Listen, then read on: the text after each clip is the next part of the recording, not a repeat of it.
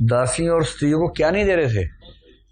बौद्ध धर्म में क्यों स्थानीय हो? तो देखिए, इसकी दो वजह हैं। एक तो आपने एनसीईआरटी में पढ़ा होगा, बुद्ध और आनंद का संवाद है। बुद्ध को पता था कि जो पुरुष है वो बेसिकली लंपट है। ये बुद्ध को ही नहीं पता था, सबको पता है। दरअसल बुद्ध को भी पता था। तो बुद्ध ने कहा कि अगर बौद्ध संघ में स्त्रियां आ गईं, स्त्रियों को तो फर्क पड़ना है नहीं उससे, पर जिन पुरुषों को घेर घार के बड़ी मुश्किल से साधु बनाया है वहां, आप समझ गए? इस बात का पूरा खतरा है कि अगर स्त्री बौद्ध संघ में आ गई तो पुरुष को संभालना मुश्किल हो जाएगा।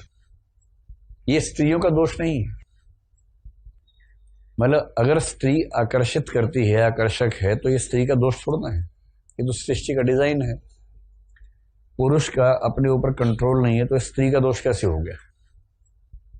पर बौद्ध संघ चलाना है पुरुषों के बलबूते, और यदि स्त्रियों को एंट्री मिल गई तो उनको भरोसा था, पुरुषों पर इतना अगाध विश्वास था उन्हें कि अगर स्त्रियां आ गई तो ये तो लंपट नहीं सुधरेंगे। हाँ, अच्छे लोग भी आते हैं पर उनका अनुपात काफी कम रहता है। तो इसलिए बुद्ध ने कहा आनंद से कि देखो आनंद, अगर स्त्रियां मठ में ना आती तो हमारा धर्म 1000 साल चलता, अब स्त्रियां आ गई हैं तो 500 साल चलेगा। यानी बुद्ध का फार्मूला है, किसी भी चीज में महिलाओं की एंट्री दे दो, उसकी जीवन प्रत्याशा आधी हो जाएगी। ये बुद्ध का फार्मूला ये हुआ इस मामले में, धर्म के मामले में। तो बुद्ध को महिलाओं से दिक्कत थी ना, दो तरह की दिक्कत थी। पहली दिक्कत तो ये कि महिलाएं आएंगी तो जो मठ के अंदर लंपट बैठे हैं साधु के चोगे में, उनका साधुत्व खत्म हो जाएगा, लंपटत्व जाग जाएगा। ये चिंता सही थी या नाजायज चिंता थी? सही चिंता थी, है ना? क्योंकि देखिए, गलत काम करने के लिए हमारा अंदर से गलत होना एक पक्ष है, दूसरा ऐसी परिस्थितियों का मिलना जहां हम गलत हो सके वो दूसरा पक्ष है। अगर ऐसी परिस्थितियां हो ही नहीं कि आप गलत हो सके तो आप गलत नहीं हो पाएंगे। आप गलत नहीं हो पाएंगे, होना चाह रहे हैं। जैसे मुझे कुछ टीचर्स मिलते हैं, बोलते हैं कि सर सबसे ईमानदार टीचर होते हैं, कभी रिश्वत नहीं लेते। मिलती नहीं भाई, जिसको मिलेगी अगर वो रिश्वत ना ले तो ईमानदार हुआ। जिसको मिल ही नहीं रही है, हर तरीके से चाह रहे मिल जाए मिल जाए मिल जाए, नहीं मिल रही, फिर कह रहे हैं कि हम तो लेते ही नहीं। बात नहीं है ना, आप बुरा होने को बेकरार हैं, बुरा होने का मौका ही नहीं मिल रहा आपको, कैसे अच्छा मानते हैं? दूसरा बुद्ध को खतरा यह था कि अगर महिलाएं आ गई घरों से तो जिस जिस घर से महिला आएगी, और उनको पता था कि महिलाएं अपने घरों में बहुत दुखी हैं, तब भी थी आज भी हैं, अगर महिलाओं को बाहर एक रास्ता मिल गया जाने का और चली गई तो जो उनके घर, कुनबे, परिवार, वो सब जो है ना, वो बहुत ताकतवर हैं। वो हमारे बौद्ध धर्म को आग लगा देंगे, पूरा पूरा संघ जला के राख कर देंगे, देशभक्ति खेलेंगे सड़क पे। इस बात का डर बुद्ध को होना स्वाभाविक बात है। नए नए आंदोलन शुरू किया, क्यों कोई पंगा मोल लेगा उस समय?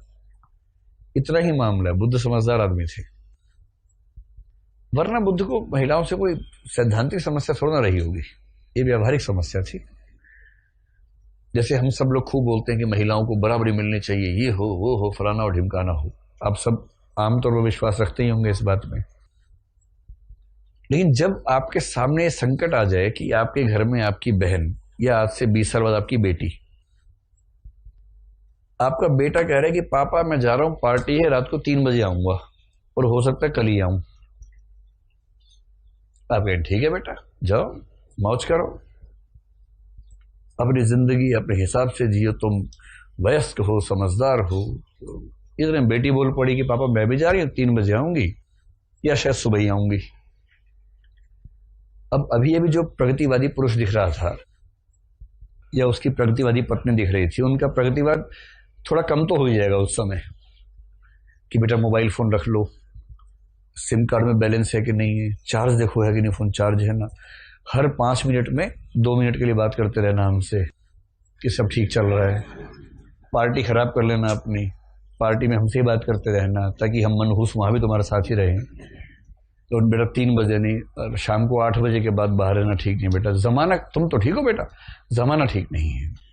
और जमाना क्यों ठीक नहीं है? तुम्हारा भाई बाहर निकला हुआ है। तो जैसे तुम्हारा भाई बाहर निकला हुआ है, ऐसे कई भाई बाहर निकले हुए हैं। जमाना इसलिए ठीक नहीं है ना, और किसलिए ठीक नहीं है जमाना? तो कहना और उसे रियली एग्जीक्यूट करना, इसमें अंतर होता है।